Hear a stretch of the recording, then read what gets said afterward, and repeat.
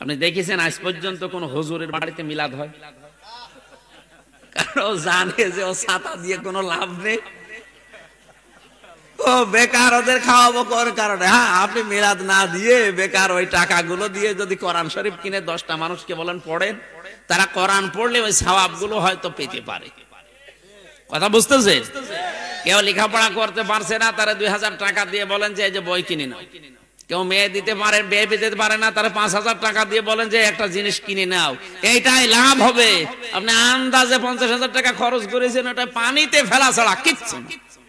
কারণ যাদের খাওয়িয়েছিলেন ওটা কবুল হয়নি, ওটা ওদের হক ছিল না, হক ছিল গরিব এতিম অসহায়দের। টাটকা মুশরিক মরে যায়, 20টা গরু জবাই করে দিল, লোকজন খাওয়া দাওয়া করে পায়খানা করে শেষ করে দিল, মনে করছে চাচা জান্নাত পেয়ে বসে। এটা খালি খাওয়া দাওয়াই হয়, তাছাড়া কিচ্ছু হয় না।